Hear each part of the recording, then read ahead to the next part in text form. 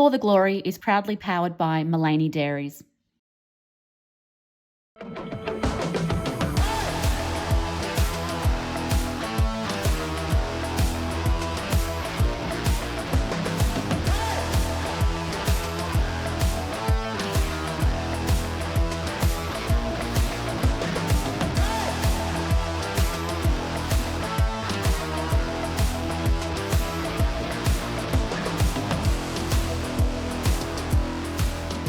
Hello and welcome to another episode of For the Glory, an athlete empowerment production series brought to you by the Wattle Nest. My name is Rachel Condos Fields and I'm super excited to introduce you to even more of Australia's great sporting talent as we share their stories, celebrate their success and embrace the power of sport as a true connector amongst our community.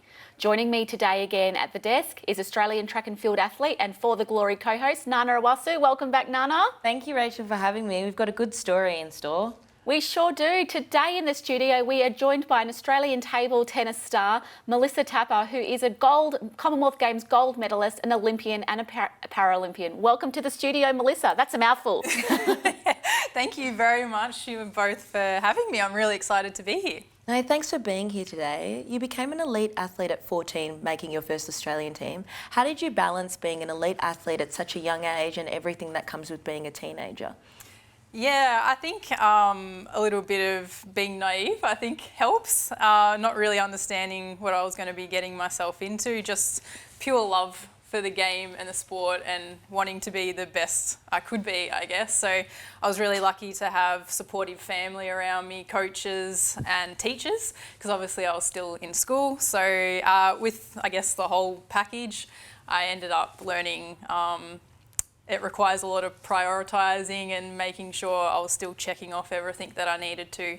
But the end goal, I knew I always wanted to play sport and be the best I possibly could. Some people might not know this about you, but you participate in able-bodied and para competitions for table tennis. Can you tell us a bit about how you navigate that? Yeah, so the way I guess I ended up getting into Paralympic sport was not the usual kind of route that people would take. So I was born with a disability, brachial plexus in my right arm. But when I grew up as a kid, I was treated the same as everyone else. Never saw myself as having a disability. So I guess when I got into sport, I just learnt against all my other able-bodied friends and sort of went down that path. And when I found out table tennis could be played at an Olympic Games, I was completely hooked, and that was definitely my goal. But as I got older and I was moving out of juniors, you know, making that next step and qualifying for an Olympics was incredibly hard. But then I was lucky to be approached by the Paralympic committee in Australia, and they, you know, sort of put me down the path of Paralympic sport, and absolutely stoked that they did, because the first time I went overseas and competed in like the para competition, completely changed my entire outlook on life, on sport, and yeah, I'm really glad I did, because now it's taken me to 3 Paralympic Games as well. How exciting. We love a bit of table tennis in the Condos household for Christmas. Gets very competitive. But can you tell us a little bit about some of the setbacks and challenges you've faced along the career and what's given you the motivation to keep playing? Yeah, definitely. I think, you know, it's really exciting getting to say that I'm a Commonwealth Games gold medalist, a Paralympic silver medalist. That sounds awesome, like got to reach the top, but it definitely didn't start that way. It was incredibly difficult, I guess, as a junior, playing a sport that's not so well known and so big, and trying to navigate my way through that. As I grew up through juniors, I was quite strong to begin with, so I was winning, but then the big challenge really did come from, you know, hitting seniors and then taking that big jump to try and qualify for the senior teams, which was incredibly difficult. And, you know, I was getting closer but missing out on teams, and had to keep trying to find that motivation and that resilience, I guess, to keep on working hard. Had to invest quite a lot of my time to head overseas. I was living probably 3 to 4 months every year for a period of 5 to 6 years over in Europe, so that I could get, you know, the training and competition that I needed to, you know, improve myself. And I guess, you know, comes with, you know, those choices that you make as an athlete that are difficult, but I had once again, yeah, the right team, coaches, family, friends around me that definitely made those choices easier to make and felt supported. The support network is so underestimated, but tell us a little bit about what the training week looks like for a table tennis player. Yeah, so I guess when I'm in full-time training, it gets pretty hectic, and we'll be on the table probably 6 days a week, close to 4 to 5 hours each day. I have 3 sessions in the gym and do Pilates pretty much every morning. And then when I'm not doing that, what's on my mind is eating and sleeping. So that comes with the recovery as well, to make sure that I can keep sustaining that sort of training. But yeah, I'm really lucky as well that my training partners are awesome. So it's always an enjoyable experience turning up to the stadium and, you know, practicing and working hard with them. Yeah, it's really nice, I guess, to go through that sort of process, the good times and the bad. Yeah, with them. So I might have my timetable a little bit mixed up here, but I think it was 2019 you were awarded with the Victorian Sportsperson of the Year award. What did that mean to you, and how do you think you've inspired others? Yeah, that was completely unexpected, I guess, when that came around. A complete honour. But, I mean, it's a nice little bonus that comes, you know, with playing a sport that I love and doing the best I can at it. So it's definitely not why I play sport, but having that sort of recognition along some of the other names that were on it was like Kathy Freeman was just, you know, that's absolutely awesome. So yeah, I mean, really exciting, and hopefully, you know, if I can be someone that a young girl looks up to and says, oh, well, she could do it, I can do it too, then I think, yeah, that's a win. And these young kids looking up to you, what are the 3 words you would love them to use to describe you? Oh, that's a good question. Strong, powerful, and fun. I certainly think that's 3 words that we would use.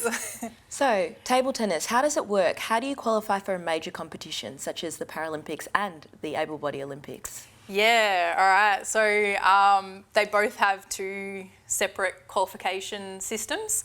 So when I qualified for my first Paralympic Games, I had to travel to X amount of tournaments. I think it was maybe 3 or 4. And then we had to play, then it was an Asia and Oceania regionals. And I needed to basically finish on the podium to really secure my spot. So I was really stoked that I was able to do that. My first Olympic Games, where I qualified in 2016, you kind of go in 2 different tournaments. So the first one is an Australian qualification system, and there's basically 8 athletes in total. You play, so you have to be ranked, I guess, in the top 8 in Australia to get in. And then you play everyone, the bottom drops out, the top drops out, they qualify. And then everyone plays everyone again. And then you basically need to finish in top 4. And then once that tournament finishes, in about another month later, you go and play the Oceania qualification. And then from this one, you need to finish top 3. So it's pretty grueling. A lot of matches, we play best of 7. So if you go to a full 7-setter, you could be, you know, out there for up to an hour. But yeah, I mean, it's a good test of character and of every athlete that goes through it. So yeah, 2 very different qualifications, but equally very good. You talk about a lot of travel to qualify. Are there a lot of financial barriers in a sport such as table tennis? Yeah, definitely. I think it comes in with sport, right? And I think most sports would experience it. Definitely being a lower participated in sport, it does provide a bit of a barrier. I've been really lucky over the years to have support from institutes like the Victorian Institute of Sport, some sponsors, parents, obviously a lot when I was younger. But then, you know, I think if you're willing to make that investment and that commitment as well, down the track it'll pay off and hopefully get you to where you want to go. So I've been very lucky that I guess I did invest in myself and believed in it, and the reward came. We've seen so much progression in sports over the years, particularly creating a safe environment and something for everyone, and the whole inclusion and diversity angle has been really quite inspiring, and people that thought that they would never be able to find a sport now have have sports that they can play and represent Australia at the top level. What do you think you've learnt from sport, and what can others that haven't really experienced sport in their life learn from watching sport? Oh, well, I am an absolute sucker for sport. I think it's one of the greatest things, and particularly as a child growing up with a disability, I think in a way it kind of saved me. It gave me something I was really passionate about, something, I could participate in, enjoyed, play with my friends. But as I've grown up, you learn a lot of life skills as well, and you get to have a lot of teammates. But I think on a more personal note, it definitely, sport taught me how to win. And when I didn't, it taught me how to learn. And I think that's definitely applicable to sport and in life as well. And what does the future look like for Millie? Where do you see yourself going after the sport? Yeah, I think once I finish competing, I definitely want to stay involved in table tennis, whether that's, in a mentoring role or a coaching role. But I also have a little side engagement that I want to start getting into, which is going to be like a sports clothing line. But ultimately, I want to be able to have the profits supporting children living with a disability. So big plans, got to get it going. But yeah, I'm really excited about career out of sport. Fantastic. And when we look at the 2032 runway to the Olympic and Paralympic Games, what's the sport that you think para-athletes are missing out on that you would love to see showcased in Brisbane? Oh, definitely table tennis. It's got to be up there. Obviously I'm a bit biased when it comes to it, but I do know that a lot of people that haven't seen it played professionally, when they do get to experience it, live and up close, that they're absolutely in awe of it. And I really think Brisbane's going to be a great showcasing for all Australian athletes, but the sports everyone will get to love as well. So table tennis isn't a sport that you really see much on TV. So growing up, who was your sporting superstar and what sport were they from? Yeah, that's a good one, because I didn't necessarily grow up with an idol through sport. I entered the table tennis world and saw a lot of the senior girls playing, but the real big driver and motivator for me had always been just the people I had around me. So it was my parents, my brother and sister. I just looked up to them as individuals and, what they sort of brought to the family, and then applied that into how I wanted to be as an athlete as well. So I think it's one thing, it's nice to have an idol in sport, but at the same time, I was really lucky that I had just people in my everyday life that were really my biggest idols. They're in your corner with you. We talk about how you might have not seen a lot of table tennis on the TV screens. How important do you think representation is in sport? Yeah, definitely. I think being able to see it broadcasted and out there and more often is definitely a huge thing. I mean, as a child growing up, I'm from a country town. I was the only one that I knew that had a disability. And then to be out there playing in a sport that's not commonly seen. And yeah, I think it's really important. If I had seen another girl competing that was like me, then, maybe I would have had that idol. I don't know. But yeah, I think it's definitely important that it's seen a lot more. Millie, before we wrap up today's recording, Nana's going to test your sporting trivia with 2 questions, okay? Oh, They're not table tennis related. Let's see how you go. I've got a couple of sports trivia questions for you. My first one is, speaking of the Australian Open, in which year did Roger Federer win his first Wimbledon title? 1980. Roger Federer? No, he didn't. No. He won his first one in 2003. I was going to ask, was he born in 1980? I don't know if he was born there, to be honest. I just thought if I said it with confidence, it'd be right. No, you got me confused for a second. And my last one is a cricketing question. Oh, no. Who has the highest test runs for an international cricket player? I'll give you a hint. It's not Australian. Oh, no. I was going to say Don Bradman. Nah. I'm out. It's Sachin Tendulkar from India. Oh, I should have known that too. Nah, that's all right. I did have a Donald Bradman question. I'll use it next time.